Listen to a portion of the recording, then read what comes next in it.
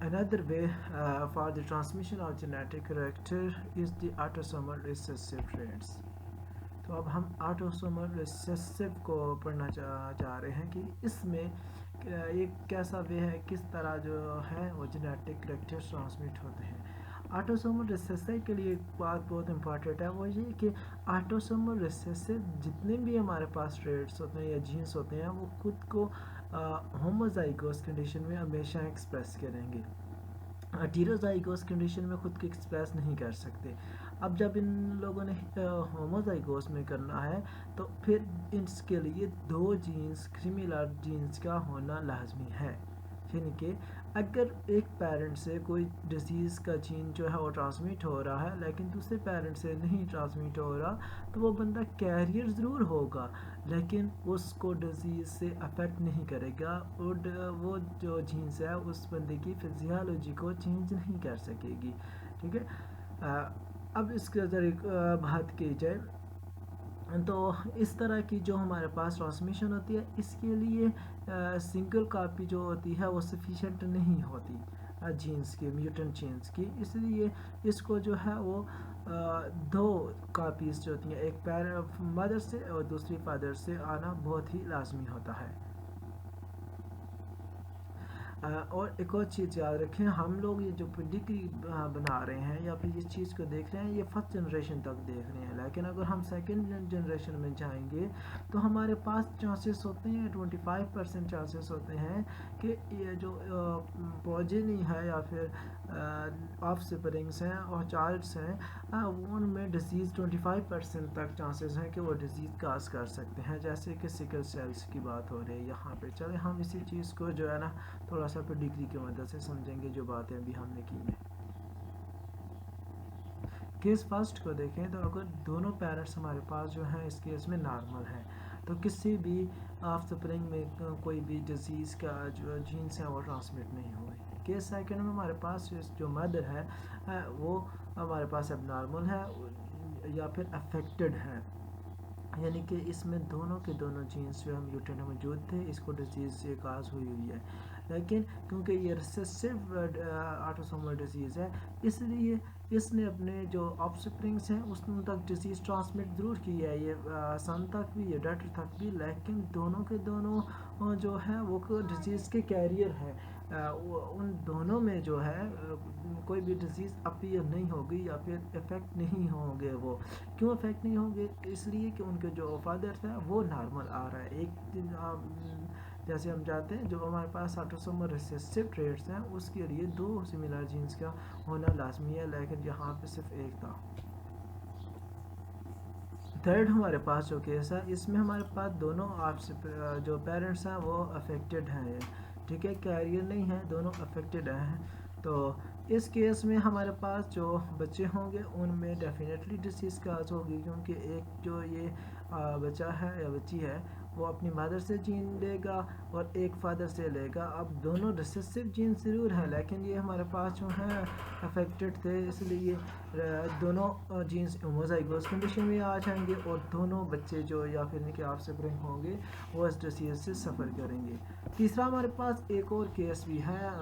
ایک ایسا کیس ہو سکتا ہے کہ جب ہمارے پاس آف سپرنگس جو ہمارے پاس ہیں جو ہمارے پاس پیرنٹس ہیں وہ دونوں بجائے اس کے کہ افیکٹڈ ہوں ڈیزیز کے کیریئر ہو جائیں، جسٹ لائک ان بچوں کی طرح. یہ جو بچے ہیں ان کی طرح اگر یہ پیرنٹس کی طرح بیہیو کریں تو ہمارے پاس کس طرح کا رزلٹ آئے گا.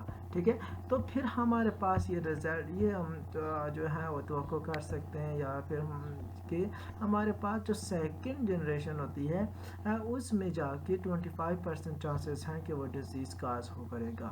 یعنی کہ فرسٹ جنریشن میں تو یہ کیریئر ہیں تو ہمارے پاس فار ایگزامپل اس کے 4 جو ہیں وہ آف سپرنگ آتے ہیں تو 4 میں سے ایک میں چانسز ہیں کہ وہ یہ ڈیزیز کاز ہو سکتی ہے یہ ہے، یا پھر 2 جو آف سپرنگس آتے ہیں 2 میں سے ایک میں چانس ہے، کیونکہ ایکول چانس ہے ہمارے پاس. اس کیس میں ہمارے پاس کچھ اس طرح کی کنڈیشن ہے. یہ ہمارے پاس ایک میوٹنٹ جین ہے، ٹھیک ہو گیا. یہ ہمارے پاس ایک جو ہے وہ नॉर्मल जीन है। मैं एक्स एक्स से शो कर रहा हूँ, ये ना समझें कि ये सेक्स क्रोमोसोम्स के लिए, जस्ट मैं इनको क्रोमोसोम को मेंशन कर रहा हूँ। ये इसकी फादर के जीन्स हो गए, ये इसकी मदर के जीन्स हो गए। अब हमारे पास इक्वल चांस है कि ये वाला जीन और ये वाला जीन मिल सकते हैं। अगर ये दोनों जीन्स मिल जाएंगे ये हमारे पास, तो ये दोनों हमारे पास मोज़ाइगोस कंडीशन आ जाएगी, तो ये डिसीज़ काज करेंगे। लेकिन हमारे पास उतने ही चांस है कि ये वाला जीन भी मिल सकता है और ये वाला जीन भी मिल सकता है नॉर्मल, तो ये बंदा फिर नॉर्मल होगा। लेकिन साथ ही हमारे पास ये भी चांस है कि ये वाला जीन जो हमारे पास है, एक नॉर्मल जीन प्लस ये कैरियर जो अफेक्टेड जीन है वो मिल जाए, तो फिर हमारे पास ये बंदा कैरियर होगा। यानी कि इस कंडीशन में हमारे पास जो रेशियो आएगी वो आएगी 1:2:1। यहाँ 1 रेशियो क्या होगी, 1 रेशियो हमारे पास जो होगा वो हमारे पास अफेक्टेड होगा, बिल्कुल इसी के ये केस होगा। 2 रेशियो हमारे पास कैरियर आ जाएंगे इस तरह के, ठीक है, एक इस जीन की वजह से और इस नॉर्मल जीन की वजह से, और फिर एक नॉर्मल जीन की वजह से और इस कैरियर जीन की वजह से, ठीक है।